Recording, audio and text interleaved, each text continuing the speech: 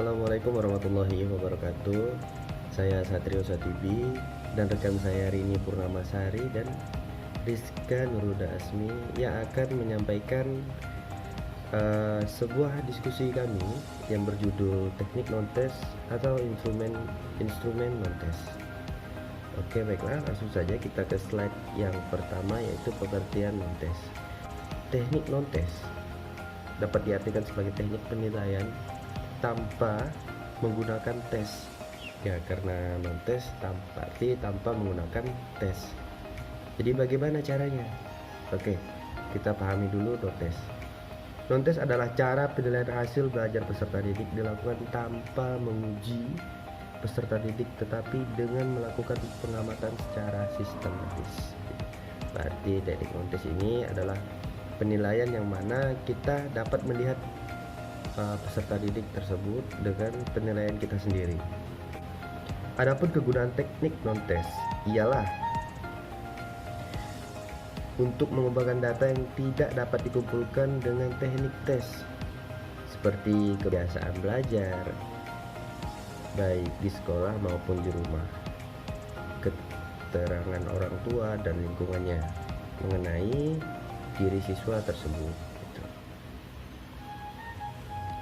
Oke, kita lanjut ke slide yang kedua, yaitu bentuk-bentuk teknik non-tes.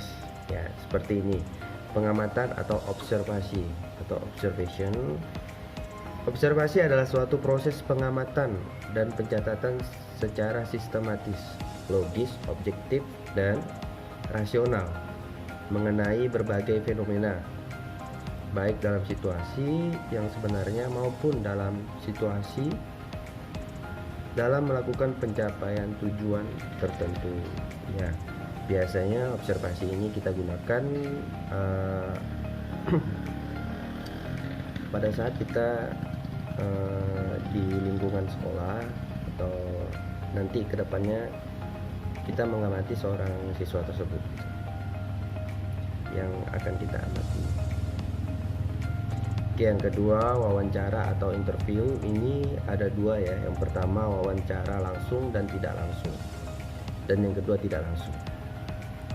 Wawancara langsung adalah wawancara yang dilakukan secara langsung antara guru dan murid, ya. Kita dapat melakukan sesi tanya jawab kepada murid. Itu tergantung data apa yang nanti kita inginkan dan data apa yang kita butuhkan dari siswa tersebut, gitu.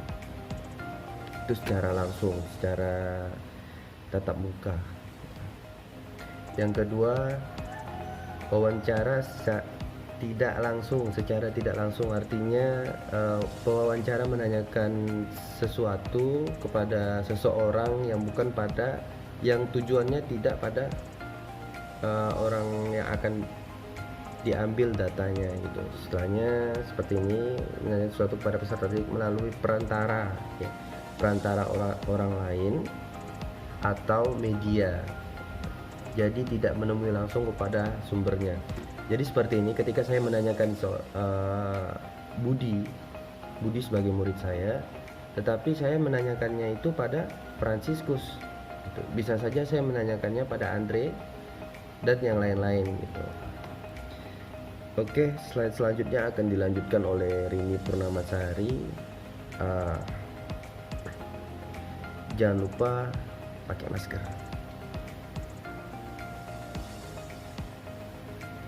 Terima kasih.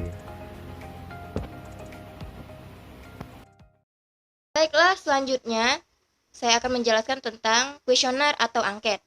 Wawancara dan kuesioner memiliki keterkaitan yang sangat erat. Untuk dapat melakukan wawancara dengan baik, seorang guru memerlukan alat, yaitu kuesioner, minimal dengan model pertanyaan fixed-ended, dengan cara menyebarkan sejumlah lembar kertas yang berisi pertanyaan-pertanyaan yang nantinya akan dijawab oleh siswa.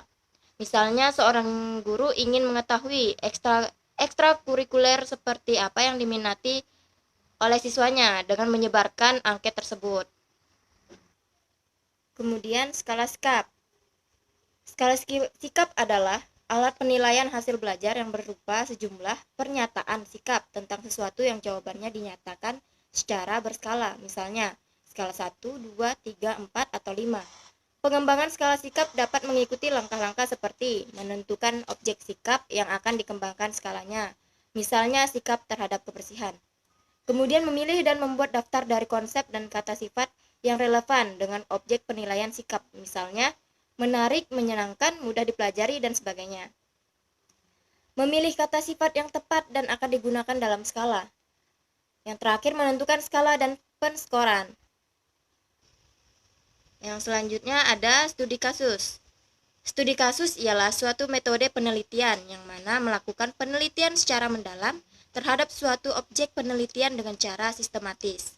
Dalam studi kasus, objek penelitian dianggap sebagai suatu kasus.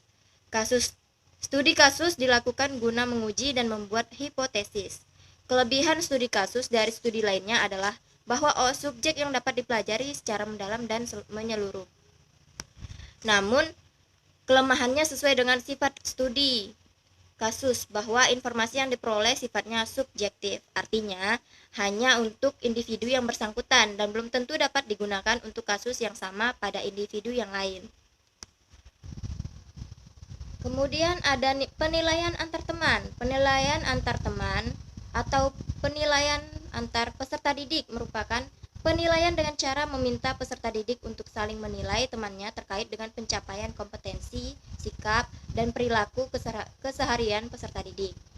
Instrumen yang digunakan berupa lembar penilaian antar peserta didik. Hasil penilaian antar teman dapat digunakan sebagai data konfirmasi dan untuk menumbuhkan nilai kejujuran, tenggang rasa, dan saling menghargai.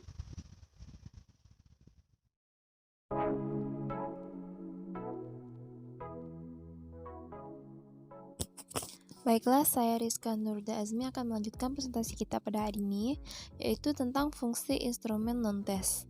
Jadi fungsi ini ada 3. Yang pertama yaitu alat untuk mengetahui tercapai atau tidaknya tujuan instruksional.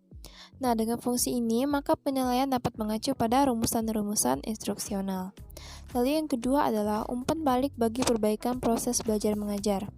Nah, di perbaikan ini mungkin dilakukan dalam hal tujuan instruksional, kegiatan siswa, strategi mengajar guru, dan sebagainya.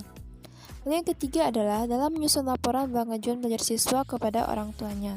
Nah, dalam laporan tersebut dikemukakan kemampuan dan kecakapan belajar siswa dalam berbagai bidang studi dalam bentuk nilai-nilai prestasi yang didapatnya. Nah, baiklah kita lanjut pada contoh instrumen non-tes, yang dimana di sini adalah wawancara. Nah, pada wawancara ini ada berupa pertanyaan guru dan jawaban siswa. Jadi, misalnya yang pertama, kapan dan berapa lama Anda belajar di rumah? Jadi, siswa bisa mengisi di bagian jawaban siswa dan nanti guru bisa berikan komentar atau kesimpulan di sebelahnya.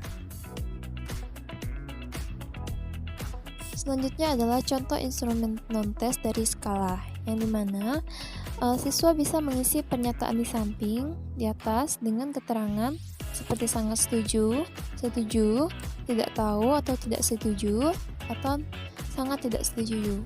Jadi siswa bisa mengisi pada pernyataan yang telah diajukan.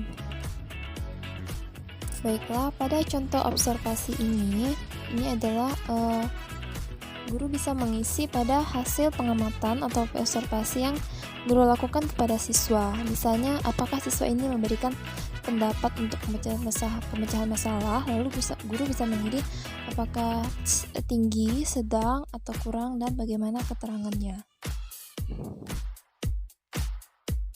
Baiklah, sekian presentasi kami pada hari ini. Semoga dapat teman-teman pahami semua. Apabila ada salah kata atau kata-kata yang kurang enak dengar, kami mohon maaf.